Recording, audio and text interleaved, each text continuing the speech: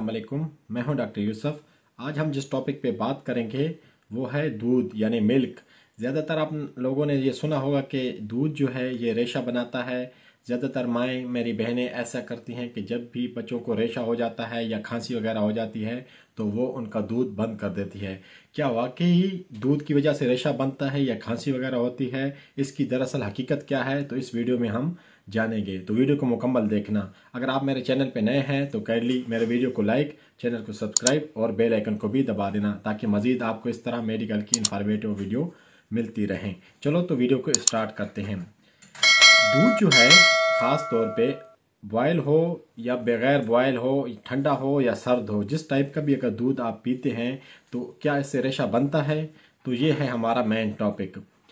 दरअसल अमेरिका की एक टीम है जिन्होंने इस पे स्पेशल इन्वेस्टिगेशन की थी। उन्होंने ये चीज़ जज करने के लिए उन्होंने मैक्सिमम 60 बंदे सेलेक्ट किए थे। उन्होंने क्या किया कि मसनूई तौर पे उनको एक यानी फ्लू लगा लिया, उनको नज़ला ज़ुकाम का बीमारी लगा दी, इन्फेक्शन होगी उनको।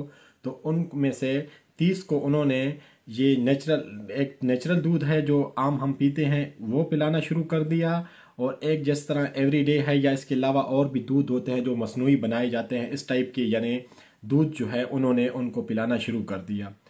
जो फ्लू था तो उनकी जो एग्जामिनेशन थी तो वो डेली बेसिस पे तकरीबन 10 दिन उन्होंने की। एक टिश्यू पेपर लेकर उनका जो नज़ला ज़ुकाम था वो उन टिश्यू पे लेते थे और उसका वेट करते थे।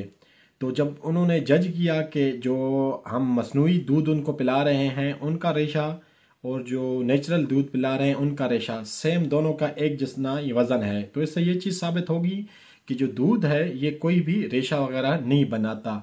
क्योंकि आप लोगों को ये चीज़ पता होना चाहिए कि एक दिन यानी फर्स्ट डे से लेकर जब तक इंसान ज़िंदा है तो ये दूध पीता रहता है, क्योंकि इसकी ये नेचुरल चीज़ जो है इसके लिए ज़रूरत है। इसमें कैल्शियम होता है, प्रोटीन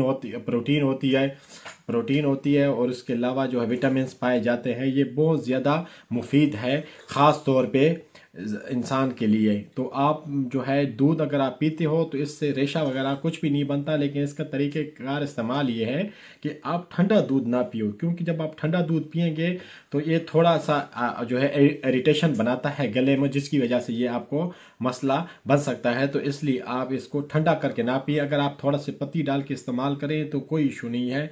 इससे रेशा वगैरह बढ़ना या कम होना इससे कोई भी इसका ताल्लुक नहीं है, आप इस्तेमाल कर सकते हैं। और बच्चों को भी अगर इस तरह आपके बच्चों को रेशा वगैरह है, बलगम वगैरह है, तो आप उसको नेचुरल दूध जो है चलाएं, बंद ना करें। अगर आप उसको काढ़ के यानी कच्चा दूध के बजाय अगर उसको काढ़ के पक्का करके आप उनको पिलाना चाहते हैं तो उनको पिलाएं, उसमें कोई भी मसला नहीं है, रेशे वाली का कोई इशू नहीं है। आई होप कि आप लोगों की वीडियो पसंद आई होगी। मिलते हैं फिर नेक्स्ट वीडियो में। अपना ख्याल रखिएगा, मुझे इजाज़त दीजिएगा।